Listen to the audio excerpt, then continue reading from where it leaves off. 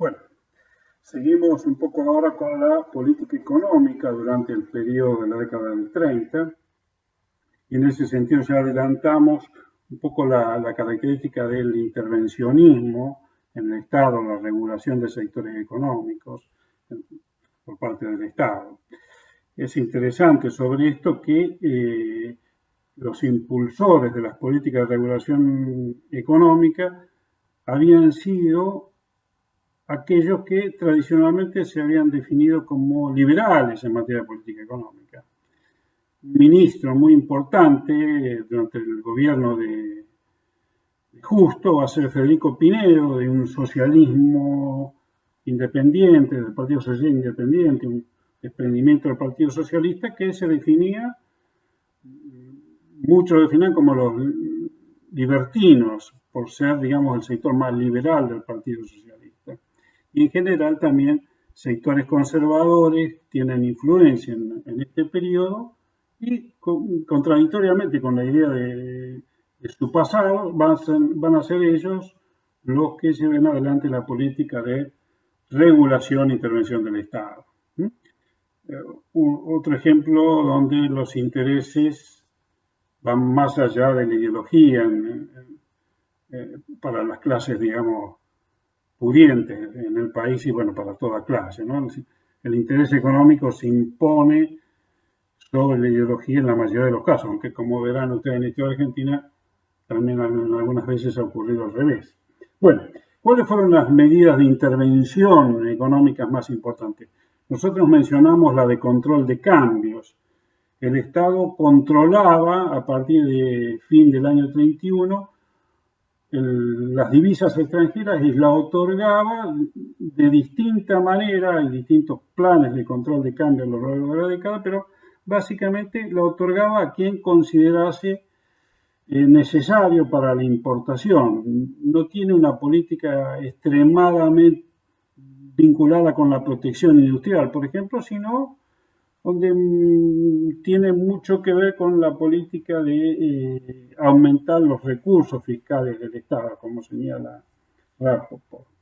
La política de estabilizar el balance comercial también estuvo asociada a una devaluación del año 33, que, como toda devaluación, premia a los sectores exportadores y disminuye las posibilidades de la importación. Esa política de control de cambios va a estar vigente a lo largo de toda esta década del 30, después va a ser mantenida por el peronismo, digamos, es un tema clásico que hasta el día de hoy en nuestro país está presente, ¿no? La imposibilidad de un país dependiente de mantener una libertad cambiaria, porque, digamos, como lo sufrimos ahora, en la década del 30 también la escasez de divisas era fundamental. Bueno, y marca en la década del 30, por ese tratado Roca-Runciman que ya vimos, la dependencia fuerte de nuestro país con Gran Bretaña. Uno de los aspectos del Roca-Runciman fue usar toda divisa proveniente de la exportación hacia Gran Bretaña, usarla para comprar bienes en Inglaterra, cuestión que fue muy discutida durante la década, en tanto la industria inglesa pasaba a ser obsoleta, relativamente obsoleta, en comparación con la norteamericana. Sin embargo, la decisión de los gobiernos fue seguir manteniendo atado al comercio con Gran Bretaña, a nuestro país durante la década. Bueno, eso también está bien explicado en el texto de Rapoport. Bueno, no solamente se reguló el sistema cambiario, sino también se reguló el sistema financiero y monetario. Las grandes dificultades que tenían una cantidad de bancos que tenían carteras de créditos incobrables, que ocurre en toda América Latina,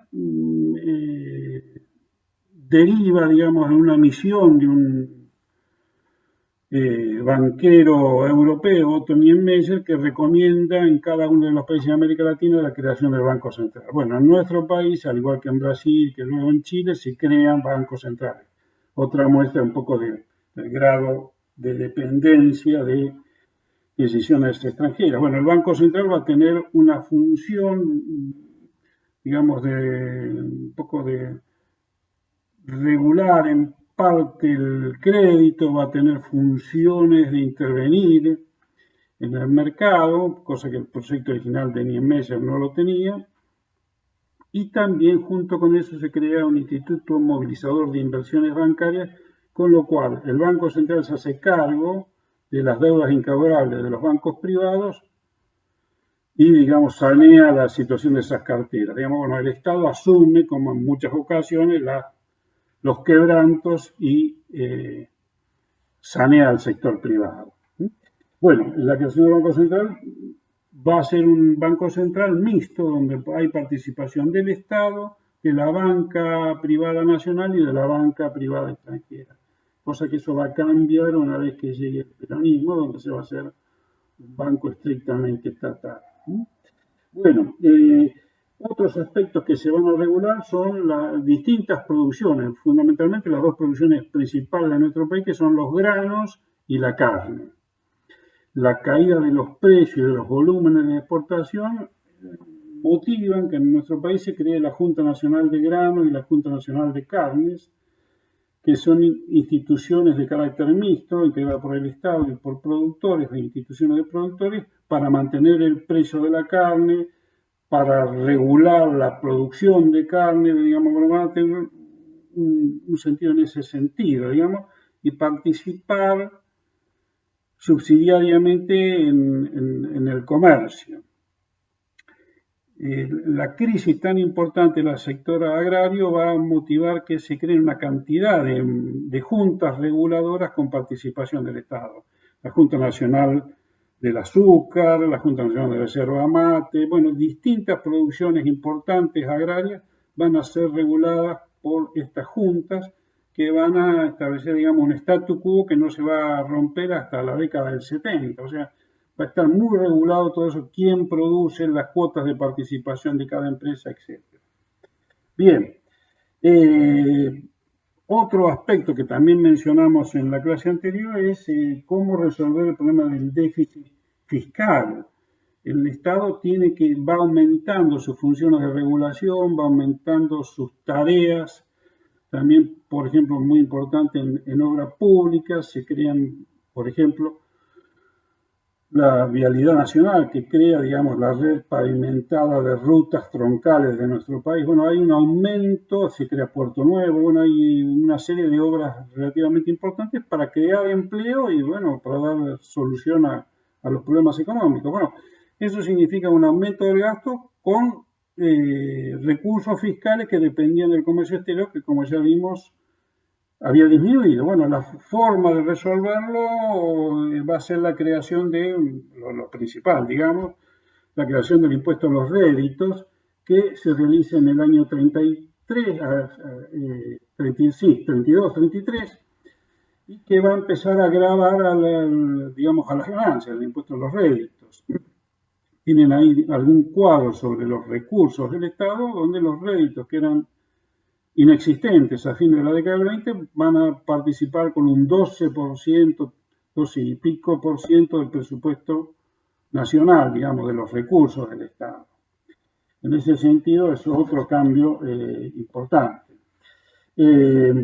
Bueno, a lo largo de la década del 30, como ya vimos, el agro y la industria tuvieron diferencias. El agro tuvo caída de la producción agrícola, hay un momento de resurgimiento en la campaña 38-39 y una vez que comienza la guerra hay una caída muy, muy fuerte de las exportaciones. La carne también sufre, como ya habíamos conversado, la baja de las importaciones y la imposibilidad de pago de Gran Bretaña de sus importaciones, como ya vimos. Así que, bueno, tiene, digamos, en el caso de la carne se está dando, digamos, la falta de nuevas inversiones británicas. En realidad, Gran Bretaña ya desde la década del 20 no invierte, no hace inversiones directas de ninguna importancia en nuestro país. Entonces, eso está vinculado con el debate sobre el papel de Estados Unidos en Gran Bretaña. Crecientemente va a depender de los Estados Unidos.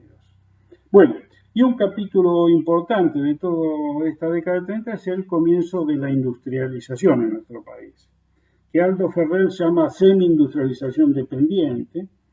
Semi-industrialización porque se hace sin una tecnología competitiva en el mundo, sin insumos, con energía no suficiente y no barata, pero pese a que no hay un plan industrial, digamos, no está organizada una política de desarrollo industrial, por la situación de aislamiento que tiene nuestro país, tiene un crecimiento relativamente importante. Bueno, todos los autores señalan el fenómeno de la industrialización, que está vinculado a movimientos de población rural de la provincia de Buenos Aires en un primer momento y después del resto del país, que vienen a buscar trabajos en las industrias que se ubican en los grandes cordones industriales de Capital Federal o del Gran Rosario principalmente.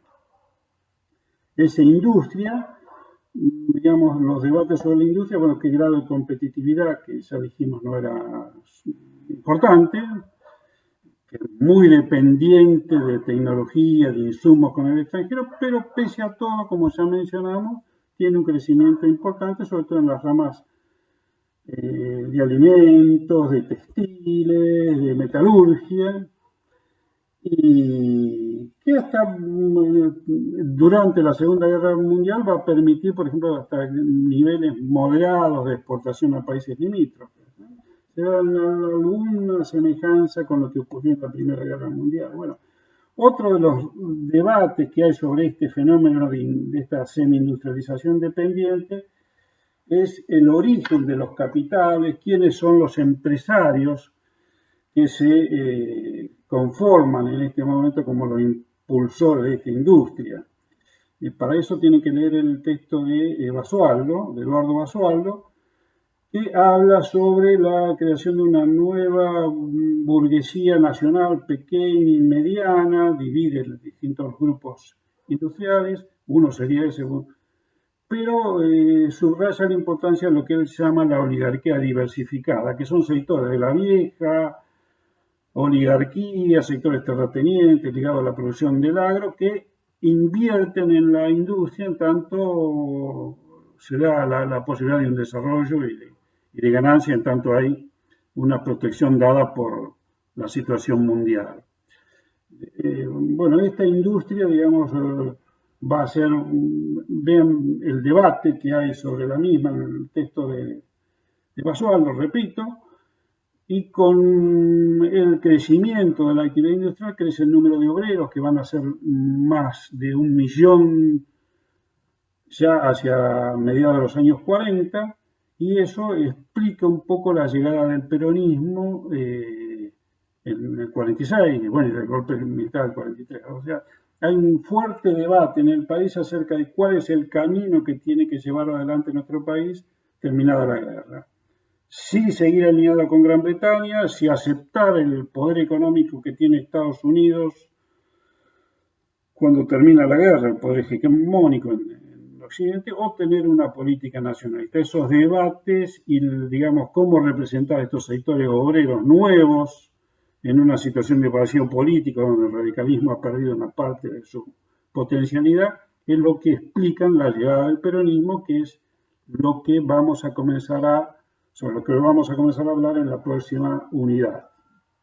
Así que bueno, vayan estudiando, leyendo, el tiempo pasa.